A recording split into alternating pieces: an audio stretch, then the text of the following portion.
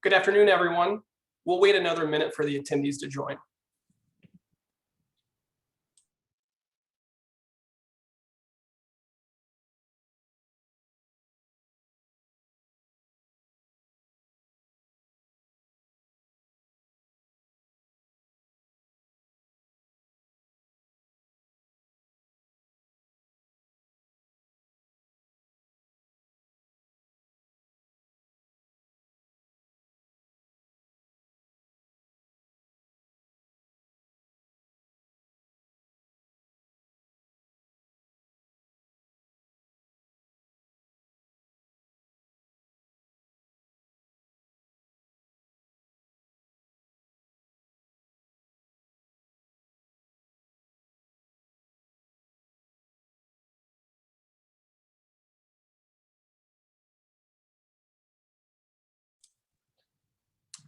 For those who are joining us, we're going to wait another minute because we see lots of participants now coming into the room. So we'll give it another maybe 1 or 2 minutes and we'll get started. Thank you.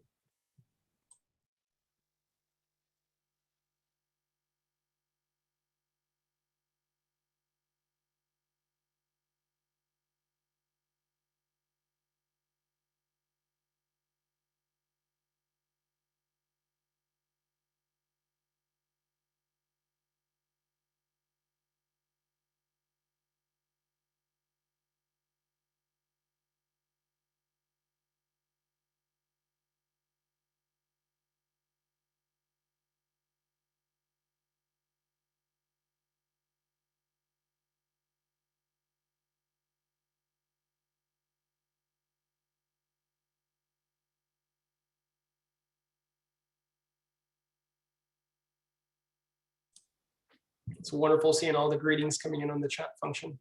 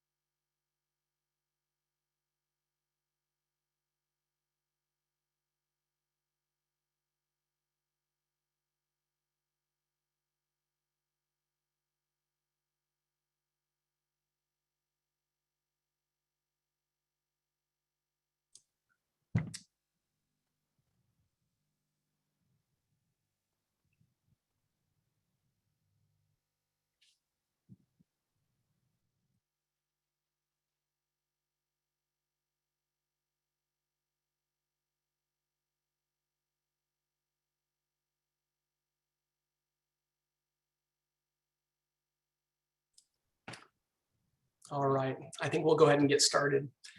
First off, thank you all for joining our webinar today titled On-Site Programs During COVID, Sharing Our Spring 2021. My name is Aaron Yerkes, and I am the Senior Director of University Relations at CEA Study Abroad. It is my privilege to host today's webinar, where we will provide insight from some of our Spring 2021 programs and the steps we are taking to support students during this unprecedented time.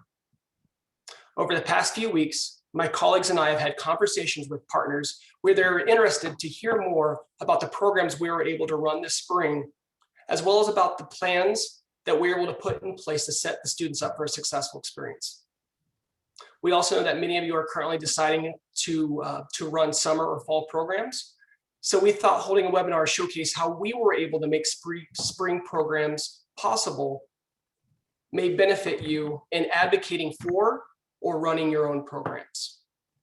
We'll be the first to say that it was not easy, but the resilience of our home institutional advisors, faculty, students, their families, and our CEA staff domestically and abroad made this life-changing experience possible.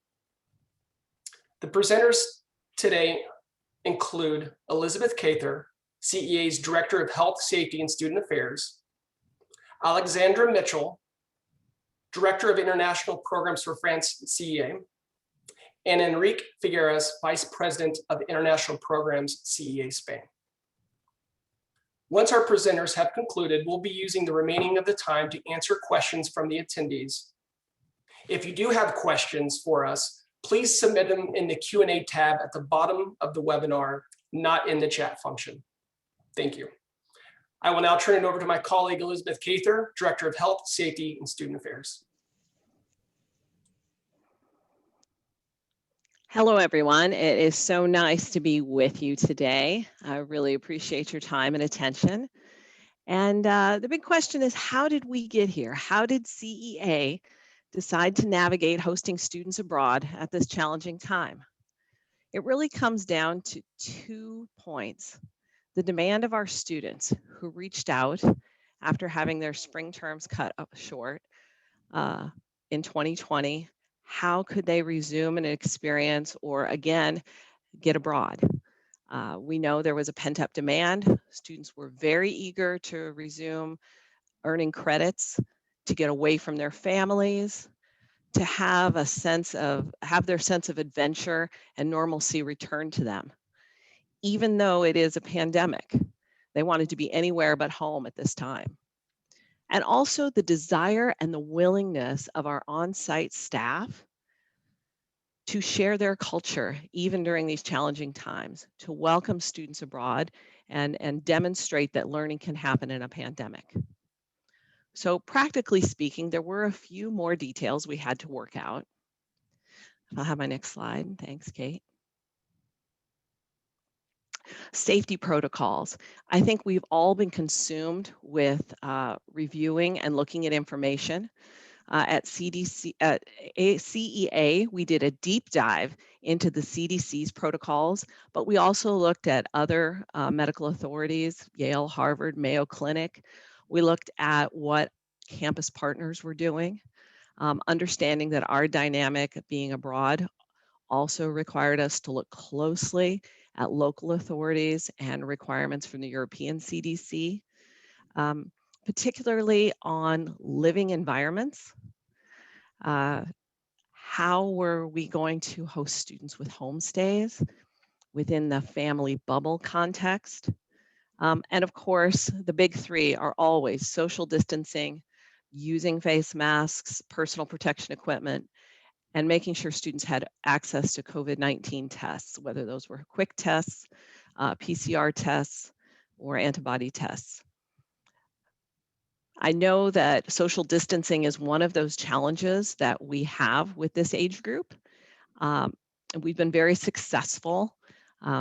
We need to remember the definition of a close contact that would dictate exposure means that you've been within 3 feet without a mask for an extended period of time. Now, we may have students bump into other people, bump into each other, give a quick hug, but that does not necessarily mean they've had a close contact or at risk. We've also made sure to educate our students on what local requirements will be, whether it's a mandatory curfew on site. You'll hear more about that from my international colleagues, Alexandra and Enrique. What it means to quarantine upon arrival. Quarantine meaning that safety time where you've not been exposed, but you're being asked to restrict your activity and your integration to the host culture.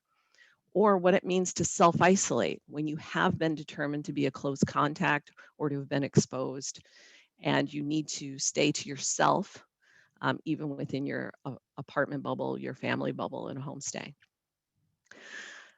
The CEA informed consent, you'll have an opportunity to review that. We'll make that available to you if you haven't seen it already, was instrumental in educating students and their families and our university partners to the transparency of being abroad right now. Outlays very clearly the risks, who's responsible for whose health, how we can support students, and the expectations should a student go into self-isolation, especially around academics, because we recognize the study abroad opportunity is an opportunity to learn while being abroad. So now to drill down and talk more about the on-site experiences, I'm going to turn it over to Alexandra in Paris. Thank you, Elizabeth. Hello, everyone, and welcome today, this morning, wherever you may be. I'm here in Paris, France, so calling in this evening. And I must say that seeing all those chat messages come up and those greetings was quite a lovely moment to start our webinar today. So what is it like in Paris? I'm going to start by just taking a quick look at where we are in Paris and in France in general, for that matter, give you an idea of the environment where our students are studying. Our COVID cases are relatively stable, have been for several weeks, and the short-term goal for us here in France is to keep them at or below where they are today in order to avoid a new confinement period while France moves forward with its vaccinations. It's probably a similar strategy in other places in the world. Certain elements of life are moving along under these new normal conditions. All of our schools are open. People can move about freely. Most higher education institutions have adopted a hybrid model, so students get some in-person instruction. Professionals are meant to be working from home as much as possible, but can be on site in the workplace if necessary. And as an example, all of our 3 sites in France where we're operating, our offices are open for limited hours during the week, but throughout the week for students. And as far as the big restrictions that we're managing today, there's first the daily curfew from 6 p.m. to 6 a.m. We're not meant to be outside unless we have a compelling reason to do that. And there's a list of compelling reasons. And secondly, another big impact is that our restaurants, museums, and monuments are still closed.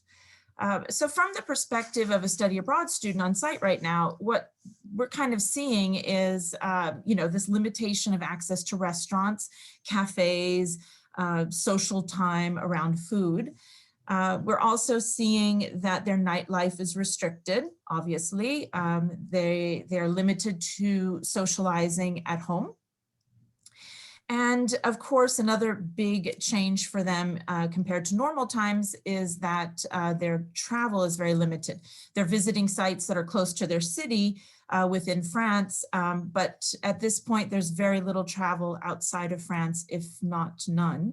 We're approaching some of our spring breaks, so we'll see how that works, but students are aware of all the restrictions and are making the decisions that we want them to make for now, and hopefully will continue to do so.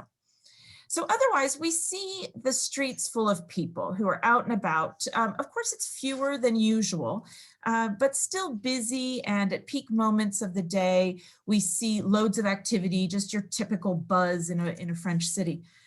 People are taking lots of walks. That's a common pastime. And buying a lot of supplies to cook and eat at home. Food is a big pastime right now, and no better place to be than in France to explore food in a more intense way, I suppose.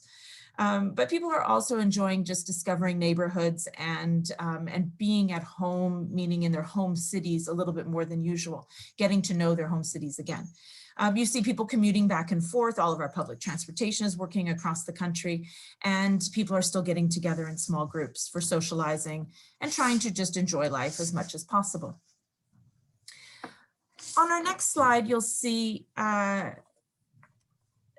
some information here that we're going to talk about, and that is what it takes for us to stay informed and how we can then inform others.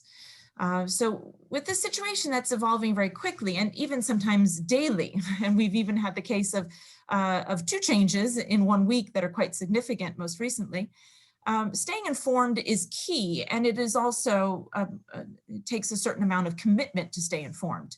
And not only is it key because we use the information to make our program decisions, but also because we've taken on the burden of being informed so that we can inform others, specifically our students, but also our university partners, our colleagues, families of students.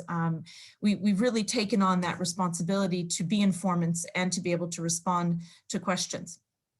So we're pretty lucky here in France because we've had a centralized and national COVID response, and where we see that kind of centralized response, we also see that information is quite centralized and thus quite available. And we have lots of access to websites, and different ministries have different COVID information portals, dozens of websites, in fact, sometimes loads of communiques that are coming out. And also importantly, we have a national hotline. You can see it up here, that is open 24/7 and is maintained by experts who are there to field any and really all questions related to COVID.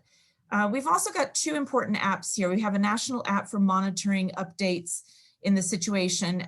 So students can, well, anyone here, not just students, can check on daily stats in France, but also in their region concerning COVID. All of the advice that the government is pushing out comes through the app as well. And we use the app to make our certificates to move about during curfew times. We have another app that's not up here right now, but that is one we use to organize all of our testing. So testing is very available here. It's quite easy to get any kind of test that we need. And for the most part, and up until now, almost all of our students this spring have been tested for any reason. All the tests have been free. And so we're very lucky to have found some solutions to ensure that they are tested for free in France. We use that app for tests, and we also use that app to make our vaccination appointments if we're in a category who is up for vaccination. So a centralized response, but also easy access to information, lots of information and lots of tools to help us. But all of that, and yet what has become quite key for us is what you see here, a few pages of the OPWAF COVID info sheet. And some of you might be quite familiar with this. If you're not, I can recommend that you go to the OPWAF website, so apuaf.org. The info sheet is always, the most recent one is always posted. We only update every couple of weeks, so sometimes it's out of date until a new one comes out. But this is an information sheet that recaps in about 10 pages usually all of the national official information that the government has released concerning items that affect students and international education in general. So we're not listing all of the COVID information, but just that information that could be relevant to our students and to you and to universities, families, etc. So collecting all of this official data is the first step, of course, but then our one of our most important objectives is to then be in a position to inform others. For students, that means that we've got a robust orientation in place, our regular health and safety sessions, of course, but then also an additional session on managing COVID. We have different case scenarios that have different steps that go with them. So I have symptoms, I tested positive, I'm a close contact, I'm asymptomatic, what do I do? What process do I follow? How do I get help? All of those things quite well explained for students. And we have different platforms where we will present this information. So mostly on our Moodle platform by email. The protocols are also posted in several places for the students. And we even have physical postings in our center and in student housing. So we want the students to have also a very clear access to information. We have a communication plan in place of how we communicate with students during this quite special time and how we expect students to communicate with us. Everybody seems to be on the same team and things are working quite smoothly. And so far, I will say a lot of our students have been tested so far, only negative tests. And so we haven't had the case in France of any positive COVID tests that we have to manage. We can look on the next slide and see sort of what our programming looks like this spring. So we're running a program in 3 of our 4 sites in France. And you can see here the bullets. It's just a quick list of some of the experiences that we've managed in each city. Our first group arrived on January 2nd. And they've been arriving then, the students in different groups in different cities ever since, with our last student just arriving yesterday. And so over the course of these several weeks, the conditions have changed and we've had to adjust as they change. There's a lot of pivoting, a lot of rethinking, a lot of new planning. For example, our first groups arrived before the 7-day quarantine was mandated. And so we were able to have a pretty normal arrival and an on-site orientation for those groups. Not perfectly normal, of course. We had picnic lunches. We had to split the groups into small sessions because we needed to make sure we had half capacity in every room. And I must say, I have not seen a student's face since, thank you. I have not seen a student's face in person, only on Zoom. So we only know our students by their eyes and the kind of mask that they wear, right? And so then we got a little bit farther into time, and the self-isolation, the quarantine requirement was put in place. And now we've moved much of our orientation online. But for students' sake, and because the quarantine does not require that students be all on their own for 7 days without seeing anyone and without moving, we've been able to work within the confines of those rules and put in place some moments to be in contact with students. When they go grocery shopping, we can go with them, and then also give them a little orientation into shopping and food and products. We can do in-person check-ins in housing, and also some quick walks around the neighborhood to make sure that they have all their necessities. So those things are still possible, and we've made sure we've done that to make sure that students have contact with people and they don't feel isolated. That said, all of our presentations and anything that we can easily move to remote platforms, we have done. And so most of our orientation sessions are on Zoom. All of our students have started classes, and for all of their courses, I would say they're mostly in hybrid situations. I think there's one group still in Aix-en-Provence that's only online, but they are very soon moving to in-person instruction. So otherwise, the students have some courses on site and where they can interact with faculty, classmates, they can make friends, they can be on campus, use campus resources, and some classes remotely, and that allows the schools to limit the exposure and ensure that there's reduced capacity in the classrooms. So we've been really impressed with how schools have come up with solid systems that are moving forward quite smoothly, and students have been really cooperative and reacted well to everything that's come their way. We've tested our protocols. A few students came down with some cold and flu symptoms, and so we had to have them tested immediately with a rapid test and then a PCR the next morning, results, quarantining in housing until the results came in, follow-up tests a few days later to make sure the test was right. All of that, of course, negative, so we've been very lucky. And we have had the case in X, as you can see, of a staff member who was declared a close contact and who was in contact with somebody who had tested positive. And so that staff member had to self-isolate for a week and went through 3 separate tests every couple of days before she was back interfacing with students. So far, everything's gone smoothly. It's definitely a lot of complications we've not encountered in past years, but ones that are quite manageable in the end. So when I pulled my team, and we'll see on the next slide, when I pulled my team here in France about what they were most concerned about for the spring session, running programs during COVID, the most common response was that everyone was worried about the student experience, that, will this semester be meaningful? Will it be the one that students always say is the best semester of their college career? And we sort of determined from that point that our mission was going to be to find ways to positively impact their experience. So, here's some examples. For example, we turned our center into a bit of a work hub, a WeWork open space hub where students can come and attend their Zoom classes from CEA's center and study in separate classrooms, but at least be around other people and in an atmosphere outside of student housing. They can have lunch very far away from each other, but they can have lunch together, and again, just not be stuck in housing. We've also adapted our activities and especially increased the number of activities to keep students busy and to keep them together, both in person and remote. We usually go 1 week in person, 1 week we'll do remote activities. And for example, a couple of examples, we've done neighborhood walks, a lot of hiking and a lot of walking. So good for the mind, good for the body, and good for visiting.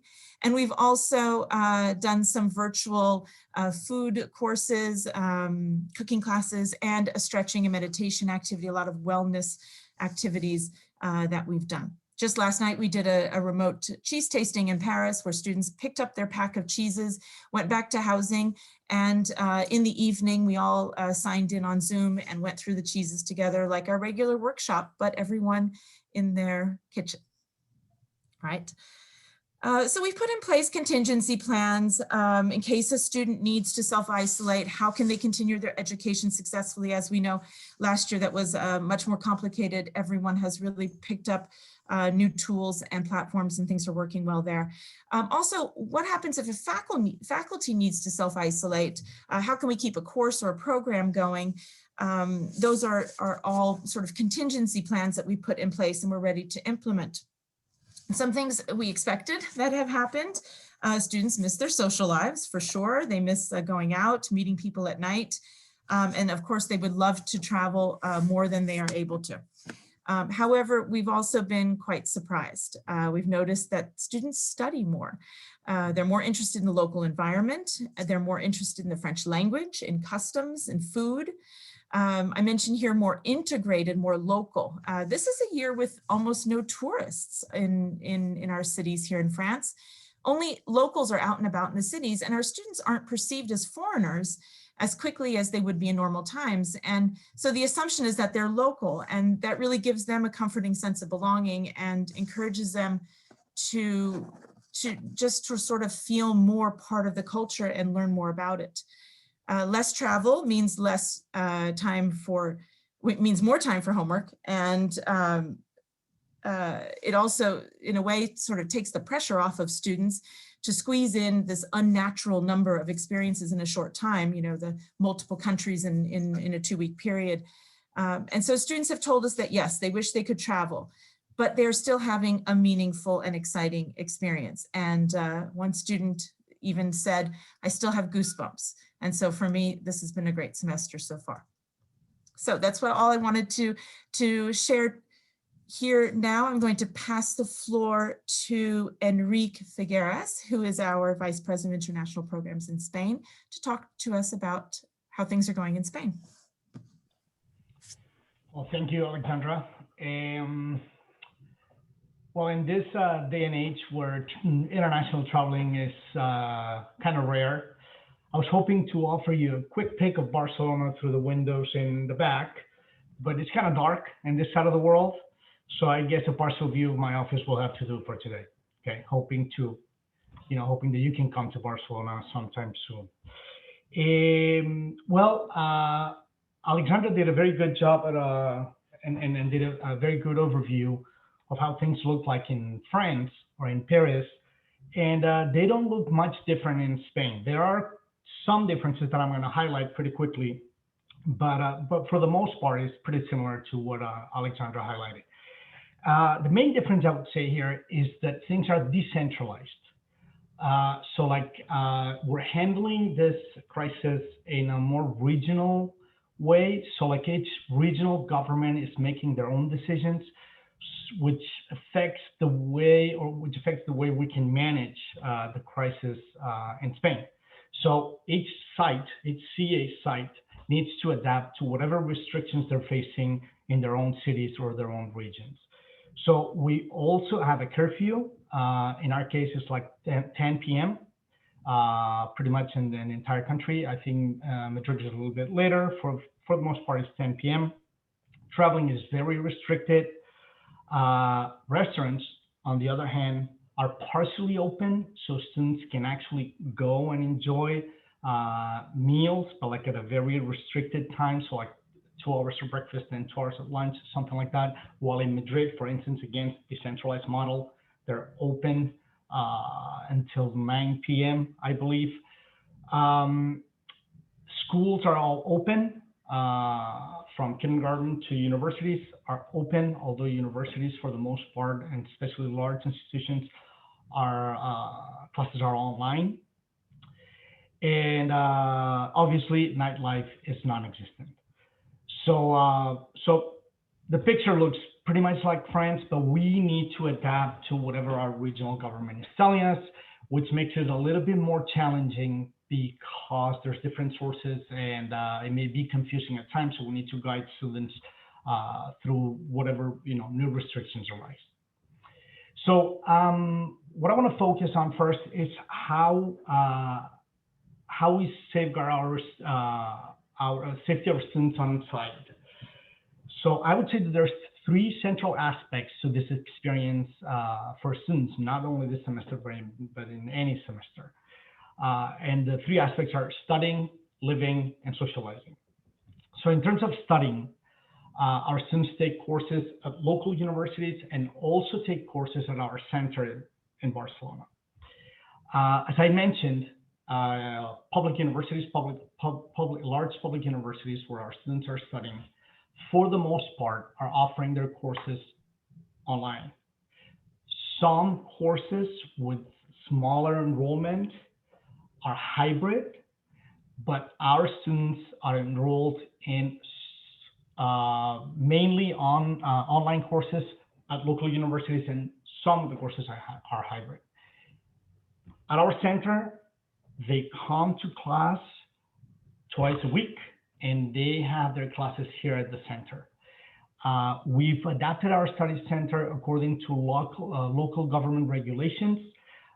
We're lucky because our classes are small, so we have like 3-4 students per class. So we can actually maintain and we can comply with those regulations. And regulations are, they include like, being able to ventilate the spaces regularly. You've got to have professional cleaning daily. Classes and study areas, they need to facilitate social distancing, which is the case. And then you got to facilitate sanitizing health dispenser and all key places around the center.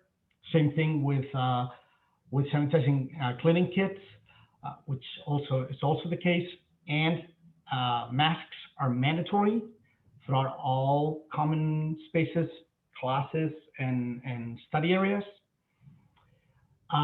So in that sense, we're lucky enough that we have a large enough center and a small student population that we can actually guarantee all that.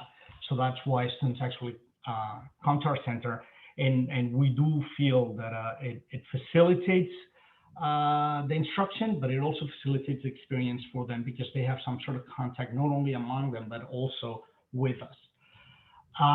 The other aspect that I mentioned is housing. This semester is quite different from other semesters. We typically, in a regular semester, we would offer many options for housing, or as many options as we could. But given the circumstances, this semester, we're housing students at residence halls.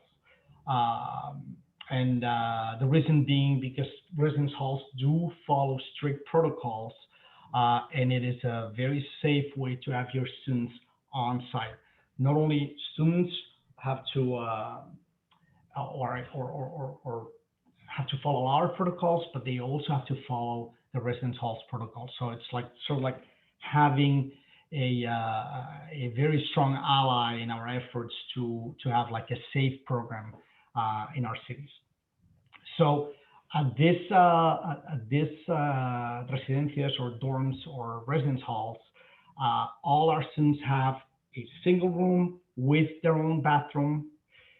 They share a common kitchen. Just 5 people share one kitchen. Again, with all the sanitizing and all the cleaning kits available to them. Masks, again, mandatory in all spaces, and the elevators are of single use, so they cannot take two or more people cannot take an elevator at the same time. So rules and regulations again are pretty strict, and they're obliged by it, so they have to follow it. The third aspect is socializing, and I think Liz mentioned that this is probably like the aspect that we have no control over, but we do try to remind them through agile communication with them. We keep constant communication with them on a formal manner and an informal manner. Formal manner being, the social media and email with constant reminders, and an informal being WhatsApp groups, because the group is small enough that, we've created a WhatsApp group that they can, contact us with any questions and any concerns that they may have at all times. And also, as any semester, any regular semester, we have an emergency phone that they can call 24/7. So we try to guide them in a formal and informal manner through keeping contact with them, and just making sure that we have enough channels to reach out to them and keep them informed of all times.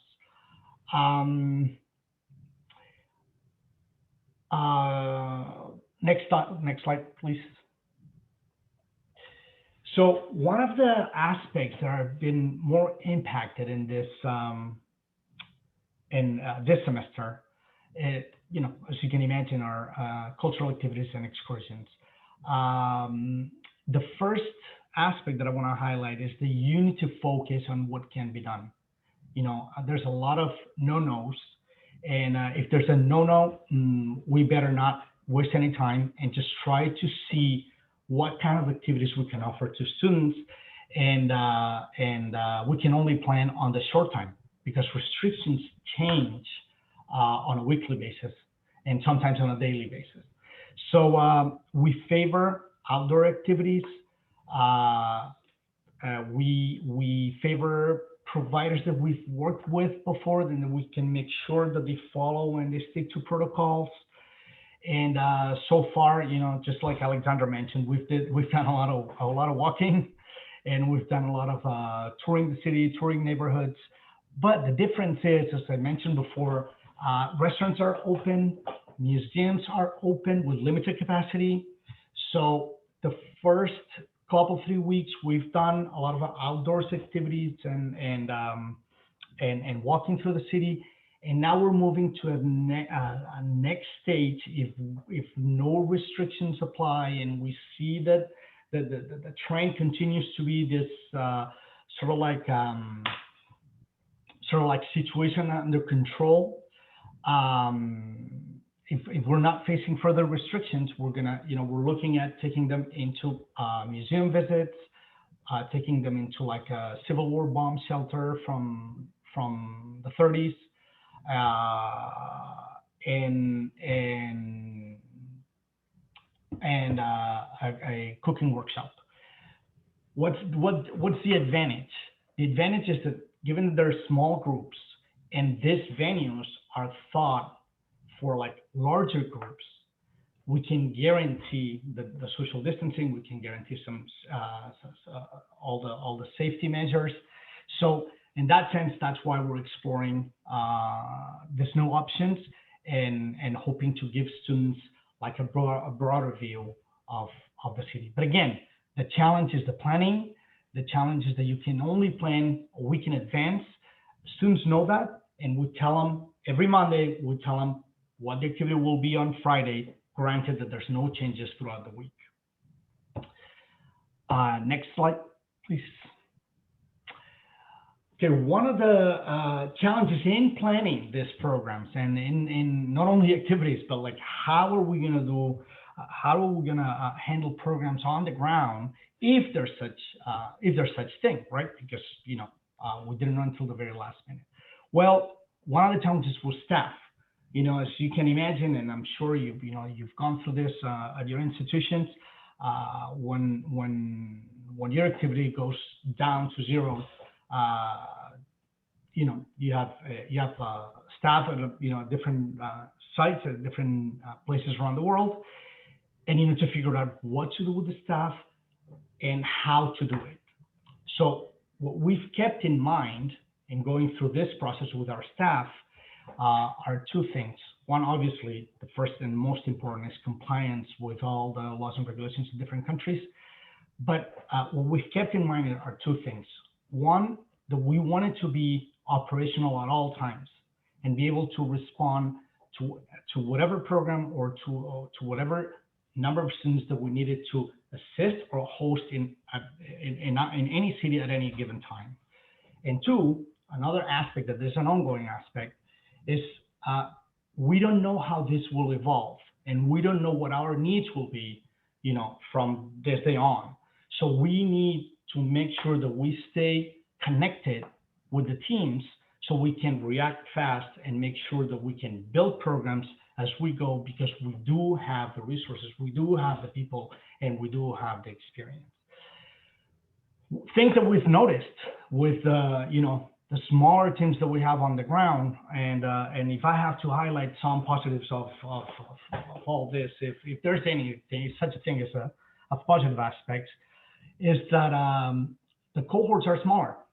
Student cohorts are smart well, for the most part in any city where we have programs.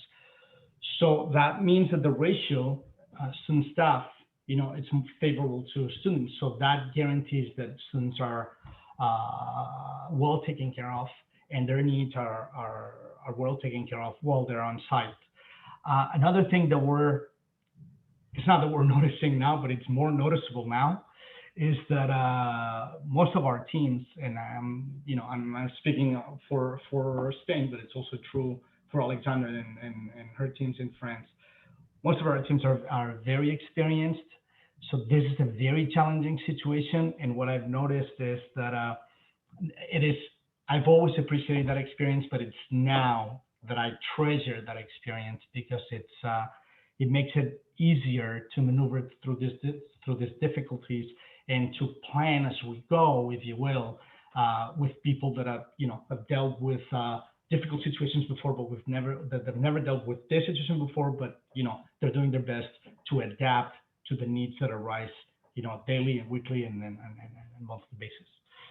And lastly, I'll say that one thing that we do value is to actually keep in touch with the rest of our teams, because we're hoping that this will pass, and we're hoping that we'll see activity soon, and that students will venture themselves to come to embark in their international experience soon, so that we're ready for when that happens. Next. And just to sum up, and in line with what Alexandra was saying in her last slide, again, I wanna reiterate the idea that we need to focus on what can be done rather than the no-nos, because that leads us nowhere. And we have to base our programs on what can be done. And fortunately or unfortunately, we don't know that. We don't know what we're going to be able to do in a month's time. So we need to be proactive and staying on top of things to make sure that we understand what the restrictions and what the limitations are, but also we need to make sure that we understand what it is that we can expose to our students while they're here and while they're trying to have the semester of their lives. We are being very, and more flexible than ever. And what we're noticing, and we try to pass that on to our students. And, I do have to say that so far, they are, if not more flexible than us. So luckily, that makes it easier. I don't know if it was like orientation or the pre-arrival orientation, the orientation, or the spirit that they just came with, that facilitated this process. And I do have to say that so far students have been very flexible, and that facilitates our work on the ground a lot. That flexibility also comes with the autonomy that I'm mentioning. We're noticing students that decided to embark this semester in this experience, they're highly, highly autonomous. They face the reality for what it is, and they actually look for activities on their own. They look for ways to engage with the city, as Alexandra also was mentioning, to engage with the city in a more intimate way, and they look for activities on their own. We have students here that they've already signed up at, like for instance, sport clubs. Closed sport clubs are not opened, but like sports outdoor sports are open. So for instance, they can play tennis. So 2 of our students already signed up at a local tennis club that they found on their own. So that's just like an example to illustrate, how well they move around and how ready they are, if need be, to actually, do it on their own and, find it within themselves to make this experience a memorable one. That's what I have for you today. And if you have any questions, back to you, Erin.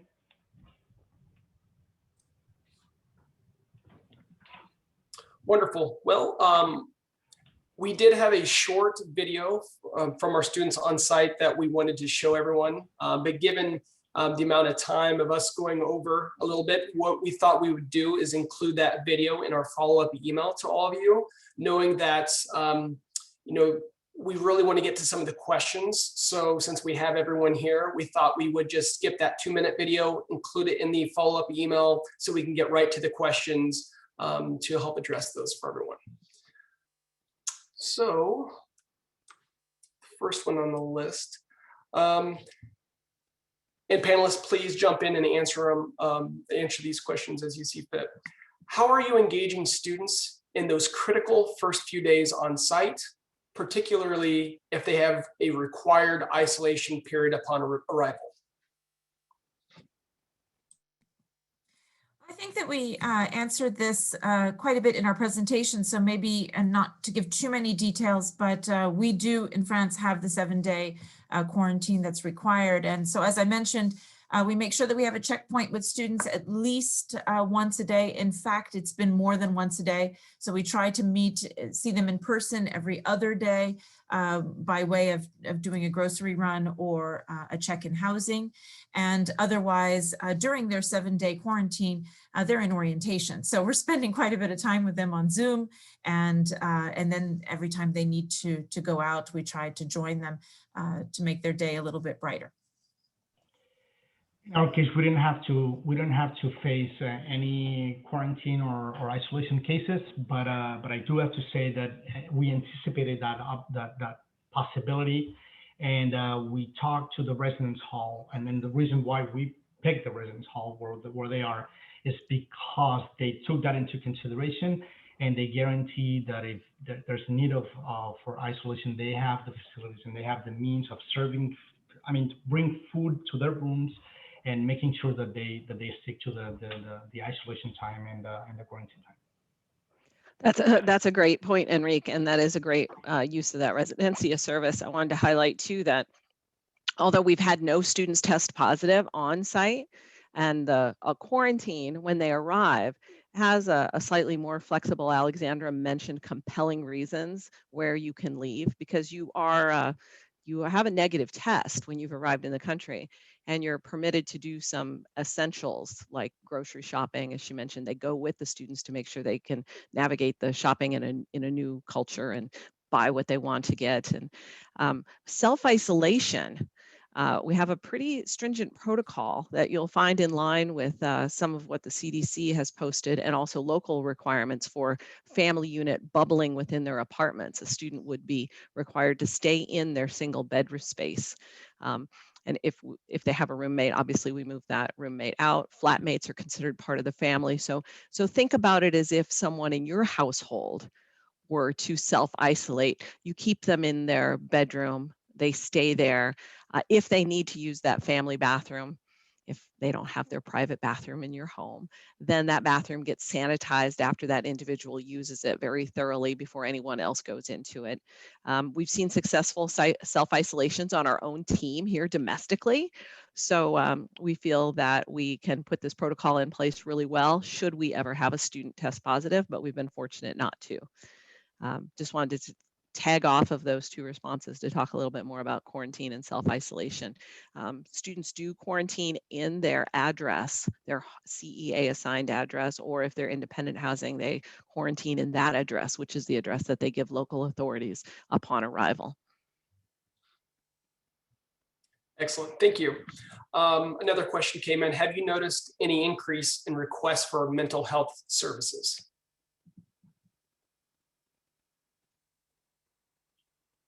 Not Increase, maybe proportionately an increase because we have fewer students, but we still have a certain number of requests. But most of those students were coming in with the need to have mental health care already in place. But no, from students who have been on site and feel that they need to now consult, I haven't seen really any indication that that's more than usual, more than proportionate. Not at this stage, no. Maybe we're too soon into the semester, too early into the semester, but no, we have not seen any increase, no.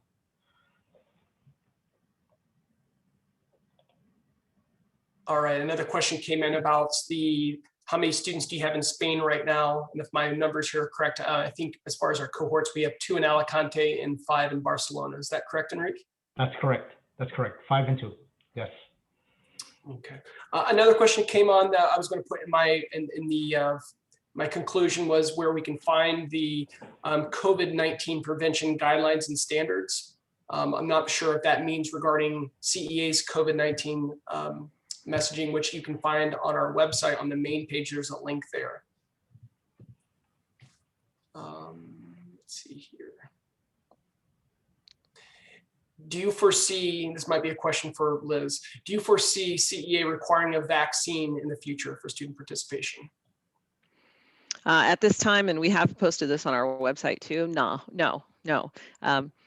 You know, unless we get to a position in the world where there is a requirement, much like U.S. college campuses require an MMR, a measles, mumps, or rubella vaccine before you come to college campus. We would not be requiring this as a provider. Not even going to go down that rabbit hole when it comes to pre-existing conditions, those who are immunocompromised or have sensitivities, the herd immunity debate. We feel that there are other authorities that will make that requirement of us, of our students, should that come about, whether that's in France, in Spain, or in the US. So we will not be requiring that vaccination as a provider.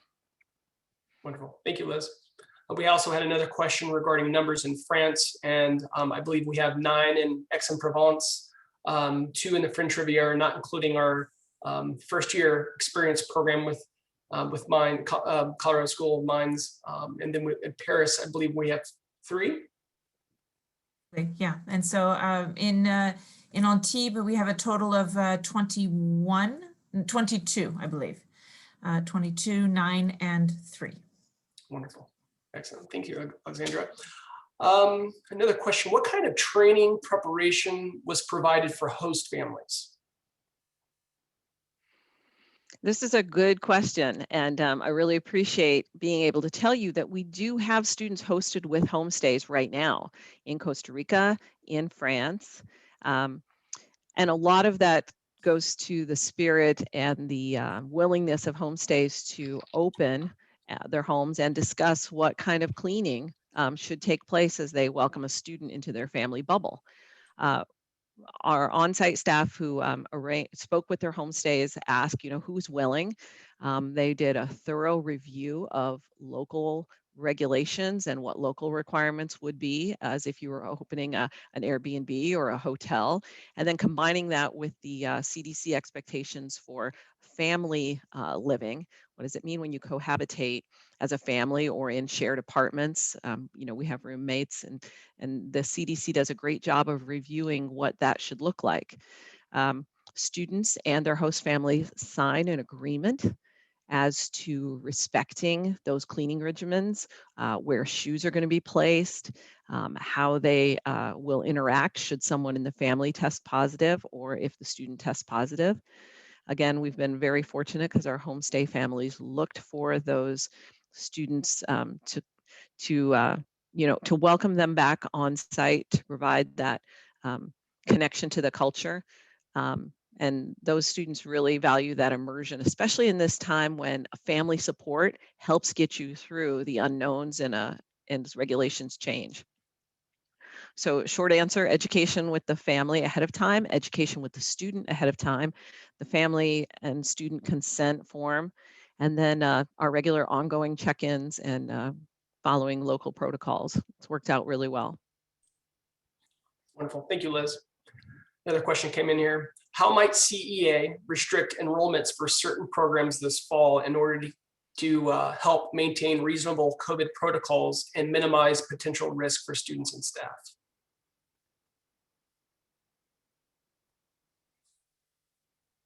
Interesting. I know there's been some talks about on locations, like how many students are going to fit in a classroom, what can we navigate with social distancing? And I think some of that relies on our crystal ball working really well. So we can see those enrollments and understand the demand. And Enrique and Alexandra, I know you've talked about this. You're looking for as much enrollment as possible. We can make those flexible plans, right? I think we can be flexible. I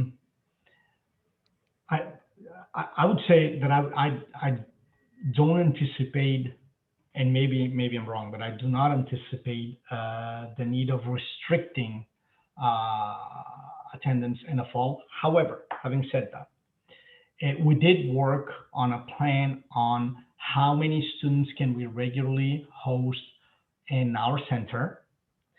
And we've gone through a plan on, given the circumstances and given the social distancing that we need to guarantee, how many students could we potentially host in our center under these circumstances. So that plan was worked out during the summer, just anticipating future semesters. We haven't discussed it any further because obviously we're not in those circumstances, but we do have it in mind. And not only in terms of social distancing in the classroom, but as I mentioned during my presentation, also housing, that's vital. So it is important, if we host students, that we host them with host families that accept the conditions that the list just described, or residence halls that offer the conditions of the residence hall, where we have our students this semester, or apartments that are large enough to guarantee single bathrooms and single rooms. So that plan is in place. It has not been further developed or worked because we haven't faced that situation yet, but the bases are there.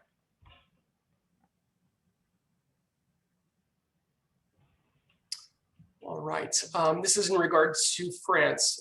In France, are services such as free COVID testing limited to those officially traveling on a student visa as opposed to those on a tourist visa?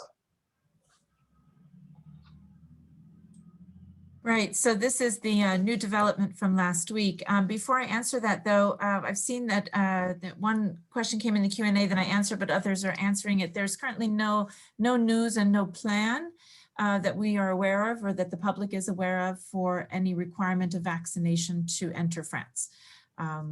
When we are aware, that will mean that many other people will be aware at the same time. So I think we're really just following international protocols and what the European Union and the US decide to put in place at the right time.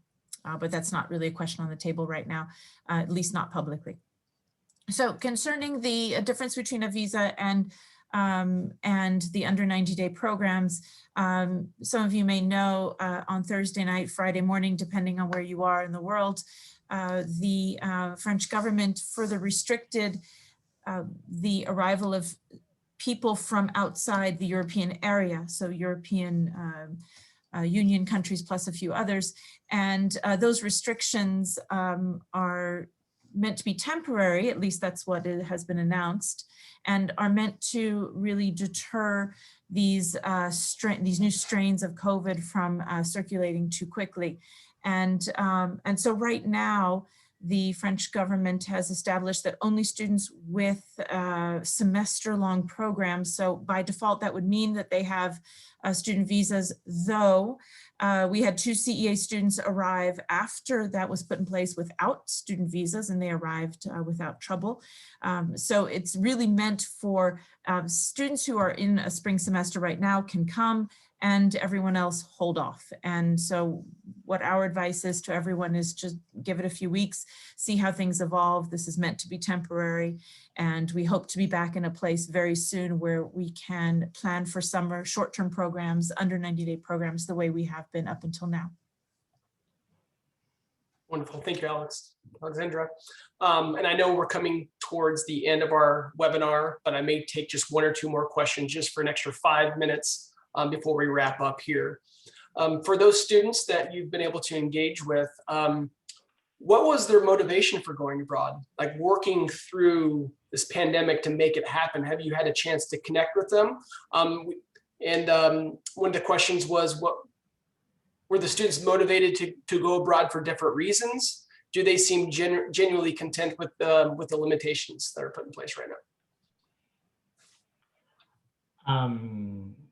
I did ask them, obviously, we were all curious about it, right? You know, when you hear that there's students that they want to come regardless, you know, I want to go abroad.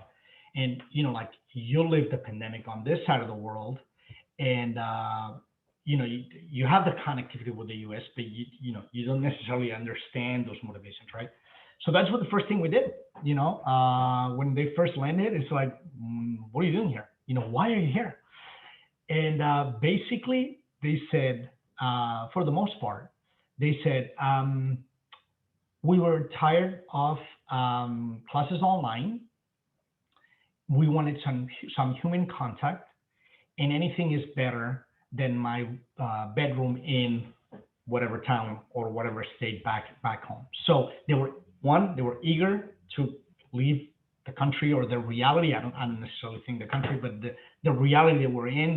They thought that just, you know, flying away from that reality would move them away from the you know, the reality of the pandemic a little bit, because, you know, they're living a different experience. And two, I think they were eager to like that little bit more of a close contact when it came to instruction.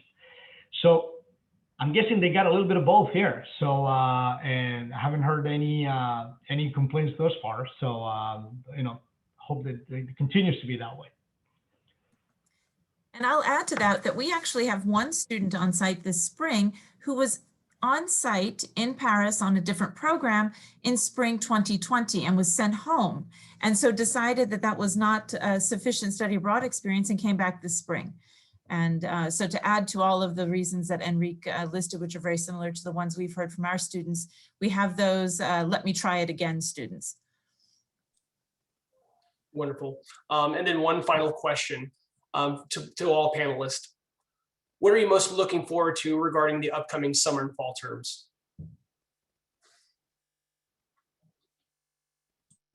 Well, I must say it has been, you know, after almost 9 months without students, and when our careers and our mission as an organization and our daily lives are usually so filled with students, it was something that was just, you know, a combination of pleasure and relief and excitement and motivation, and also just simply, you know, warm feelings for having young people back. And I think that that's a feeling that I'm going to get quite addicted to. So I'm going to have to answer that I'm most excited to see these programs continue, to see us find solutions that allow us to run meaningful and successful programs despite some of the constraints, and in cooperation with those constraints, and just sort of continue to be flexible. I would add to that yeah, now that we've, let me use the term, seen the light, you know, because we finally have students on the ground again. Yes, it is a very well received reminder of what it is that we do, and it feels good. So now the challenge is to make sure that we're up to speed for what's coming with the, you know, restrictions that may go along that. But again, as I said during the presentation, we need all the resources and all the experience that we can get, and I think we've got that. But we're gonna need to manage it as we go. So we're definitely looking forward to, now that we've started, okay, we're on the go. So we're looking forward to having, you know, more students and more programs, but at the same time, we're very conscious of the situation, and we're very conscious of what we can offer and the resources that we have on the ground. And the programs may not be able to look the same as they did in fall 19, as soon as summer 21, because, some restrictions may still apply. So we're going to have to be conscious of that, students, schools, parents, us as providers on the ground. So, so hopefully it won't take a long time before we see modified programs, because I think they're going to be modified from now on, but they resemble what we think of study abroad experiences. I think you're absolutely right, Enrique and Alexandra. Looking forward to this new dynamic of study abroad, which is flexible, which has students who want to engage locally, be more immersed in their culture, in learning the language and learning the cooking. For good, the restrictions on travel are keeping them in their host cities or in their region, and kind of diverting them into more creative ways to engage locally. Always excited by how students are more nimble and navigate difficulties, whereas the rest of us are like, oh no, they just changed the rules again. And the student is like, yeah, okay, so this is the new rule, just tell me what it is. And they will overcome, and we'll be there to support them. Really looking forward to this new flexible dynamic. Resilience, resilience indeed. Resilience in practical application. Yes, absolutely. Well, I know we've gone past our time. I would like to thank Elizabeth, Alexandra, Enrique for presenting today, as well as all of you for taking time out of your busy schedules to attend today's webinar. As a courtesy follow-up, we will provide everyone with a link to the recording of the webinar when it's ready, as well as any unanswered questions in our follow-up. If you'd like to learn more about CEA's COVID-19 protocols, you can visit our website at www.ceastudyaabroad.com and click the link on the homepage.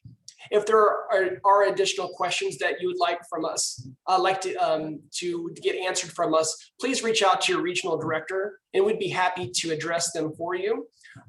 We also have a global dialogue series happening on February 23rd, and would love to have you join us then. So thank you, and we look forward to staying engaged with you throughout the semester. Goodbye.